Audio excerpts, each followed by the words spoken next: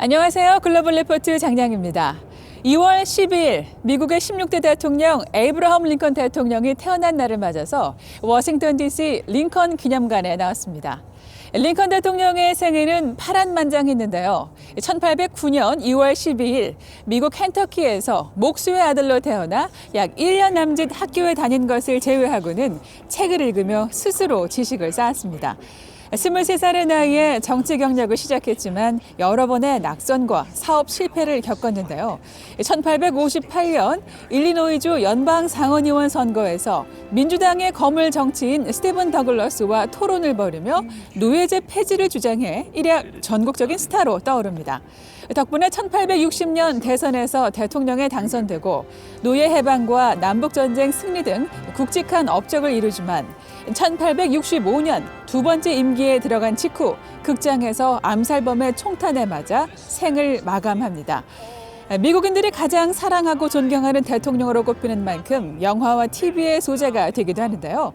2012년 스티븐 스필버그 감독이 제작한 영화 링컨은 아카데미 시상식에서 주연 배우 데니얼 데이 루이스가 나무주연상을 받기도 했습니다.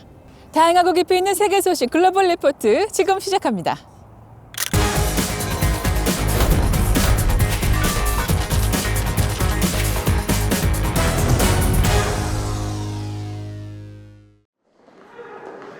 도널드 트럼프 전 미국 대통령에 대한 미국 상원의 탄핵 심리가 지난 9일 시작됐습니다. 트럼프 전 대통령에게 적용된 혐의는 내란 선동인데요.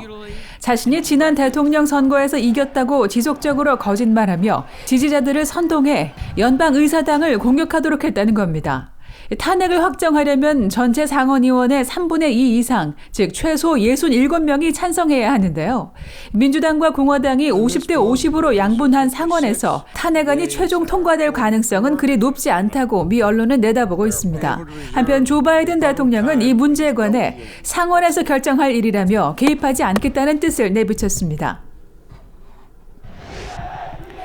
미얀마에서 군부 쿠데타에 항의하는 대규모 시위가 잇따라 벌어지면서 이번 주 주요 해시태그에 올랐습니다.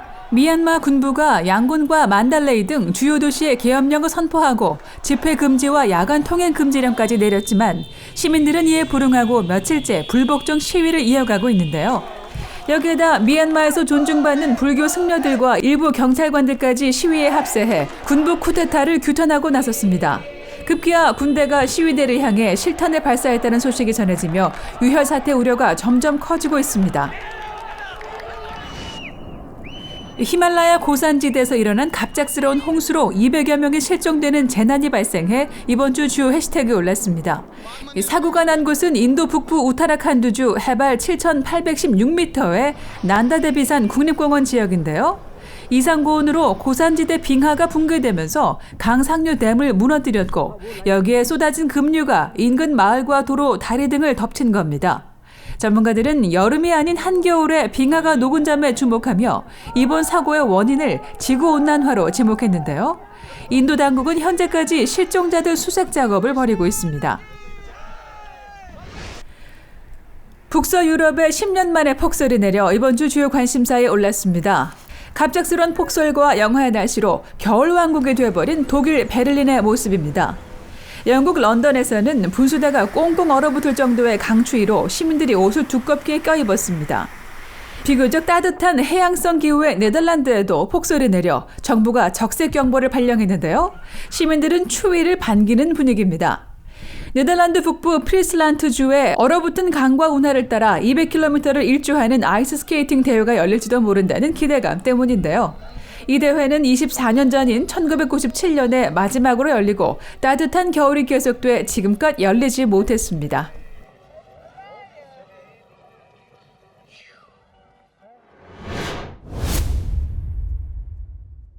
신종 코로나 바이러스 발원지를 규명하기 위해 중국 우한에 들어갔던 세계보건기구 WHO 전문가팀이 확실한 결론을 내지 못한 채 조사를 마무리했습니다. 코로나 바이러스 감염증의 진원지가 우한이라는 증거는 찾지 못했다는 건데요. 클릭 글로벌 이슈 오늘은 기대를 모았지만 별 소득은 없었던 WHO의 조사 결과를 살펴보겠습니다.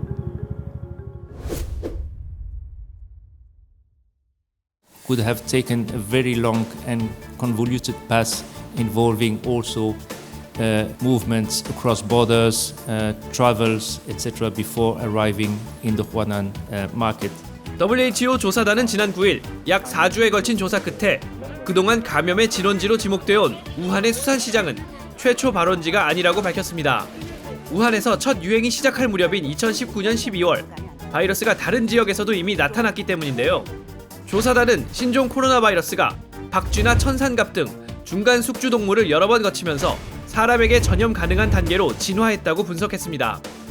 根据目前的资料，无法来判定这个病毒是如何引入华南市场或其他市场的。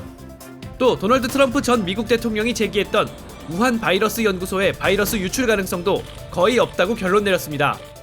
함께 조사를 실시한 중국 측은 오히려 바이러스가 외국산 수입 냉동식품을 통해 중국에 들어왔을 수 있다며 다른 나라들도 조사를 진행해야 한다고 주장했는데요. WHO 조사단도 일부분 동조하는 듯한 모습을 보였죠.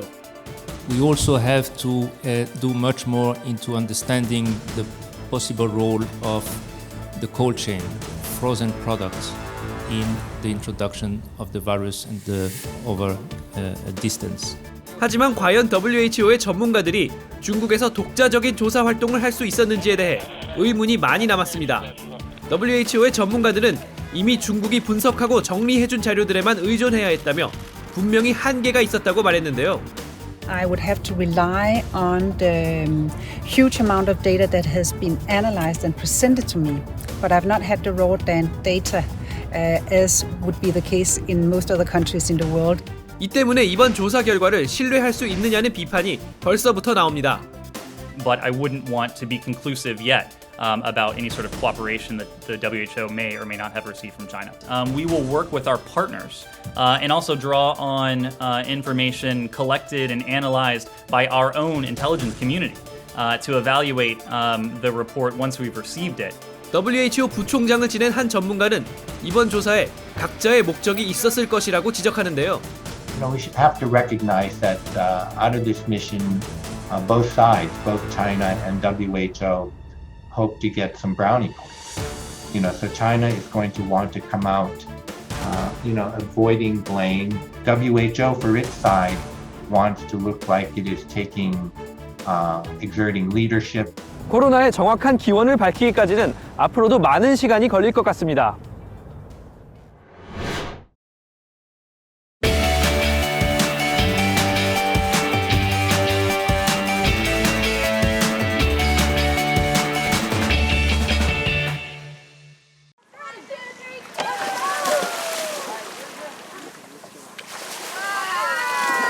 Dolphins are what we call charismatic megafauna, which means that people view them as charismatic.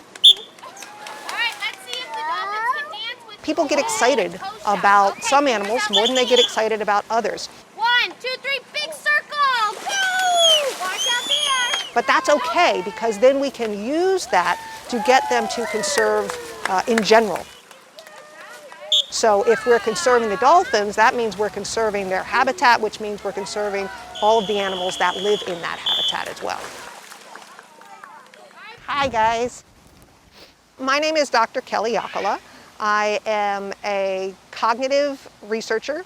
Right now works with dolphins. You wanna do a high five? No? This one? You can't really reach. I know it's hard to reach up here. For other people, they might get inspired by the dolphin's beauty or their athleticism, etc. I know! Very nice! I know! Oh, you want to come play too? What do you think? For me, it was watching them think.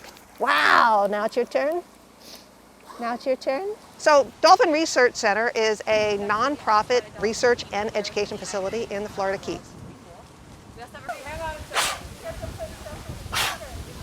And there are a number of questions that you can't answer in the wild. You'll see situations where they seem to be cooperating. They seem to be doing the same thing at the same time. But you can't tell from just looking at that whether or not they're understanding cooperation or if they're just doing something at the same time.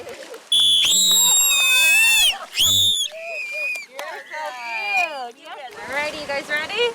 Any sort of facility has to have a way of supporting their animals. And for us, that largely comes from the visitors that walk through the door.